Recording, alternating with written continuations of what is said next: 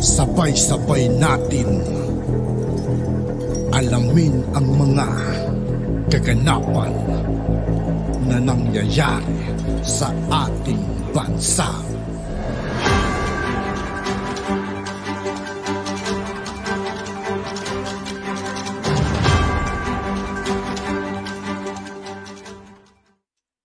Yo, what's up mga kaibigan? This is I2K po again. Ngayon nandito naman ulit tayo sa channel ni Pinas Trending Now TV. Dito naman ulit tayo magbibigay ng komento at reaksyon.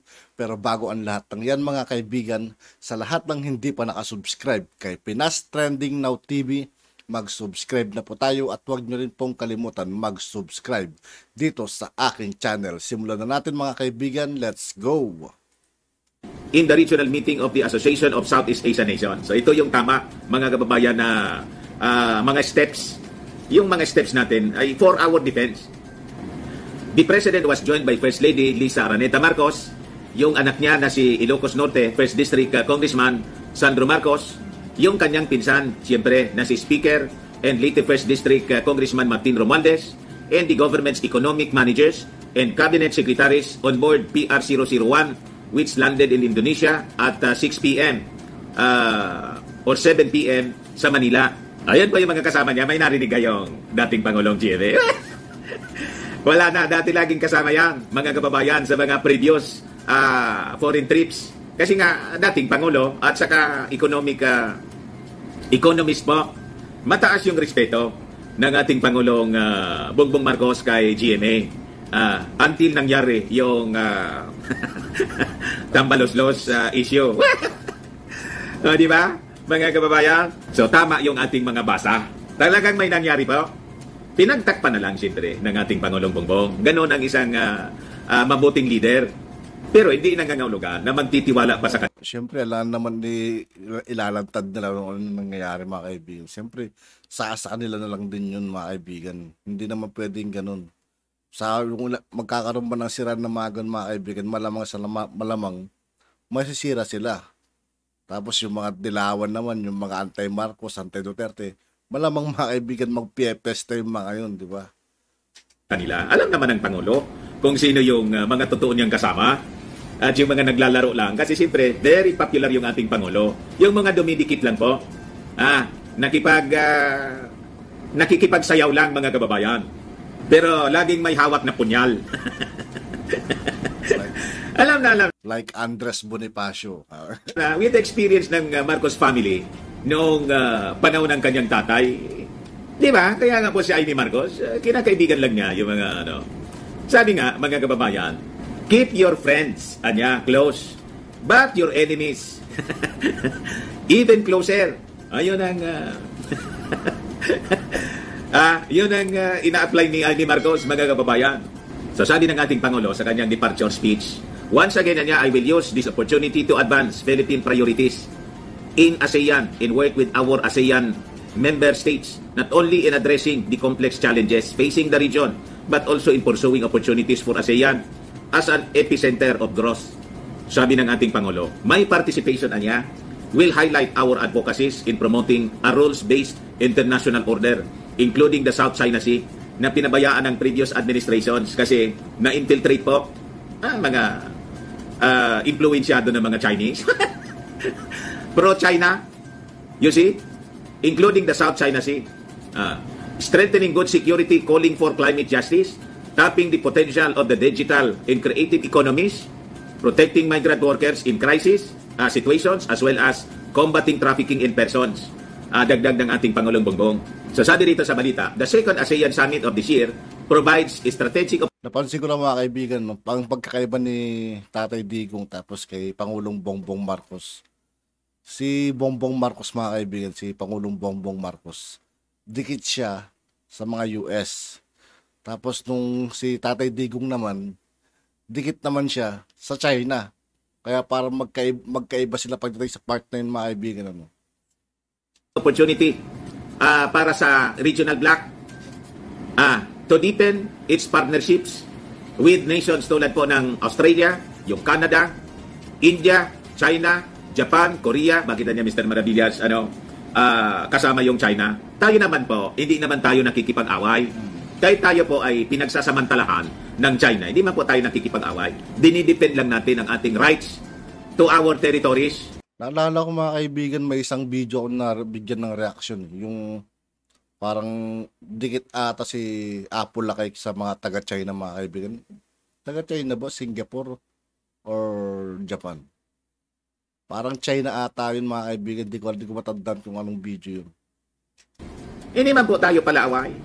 Ganon, akala ninyo ako, palaaway ako. Ikaw niya, Mr. Maravillas, kasi pag ikaw ng komentaryo, hindi man tayo palaaway, but we have to defend our rights. Kaya po, defense, cooperation. Yung sa American, relationship natin sa Amerika, mutual defense. Mutual defense treaty, hindi man po offense. Defense. Kita ninyo, napakalinaw. Yung China, nagmamalabis, we have to defend. Ganon talaga yon. And the United Nations, sabi po ng ating Pangulo, noting they will foster cooperation. Pero parang nakakatakot din dumikit sa mga taga-Amerika mga kaibigan kasi naalala ko yung isang video na bigyan ko ng reaction. Parang yung panahon ni Apple Lakay mga kaibigan, parang kasabot nila Cory Aquino ng mga Amerikano nung araw, di ba? With these countries in trade and in investment, climate action, food security, clean energy, and maritime cooperation. Kaya kala ninyo, inaaway ko yung mga Chinese. Hindi natin inaaway. Hindi po tayo nanggagatong. Tayo gusto natin yung tama lang. Mabuhay kayo ng mga Chinese. Kasi hindi man natin maiwasan ang mga Chinese, neighbor natin. Pero kalma lang kayo. Ang inyo, ang amin. Huwag din yung pangingialaman yung hindi na inyo pa. Di ba? Dapat sabi nga natin paulit-ulit, live and let live. Pero kung lalamunin ninyo kami rito, hindi kami papayag na lamunin ninyo. Di ba? So sabi rito sa balita, the President also said he would participate in the ASEAN Plus 3 and East Asia summits to discuss developments in the South China Sea, the situation in Myanmar, and the conflict in Ukraine, as well as on major power rivalries. So sabi niya, I will also take the opportunity to meet with bilateral partners or at the sidelines of the ASEAN Summit to advance cooperation that will benefit our national priorities. Ganon po ang agenda ng ating Pangulo. Sabi niya, my administration will continue to ensure that our constructive engagement with ASEAN, our dialogue partners and stakeholders serve our national interest.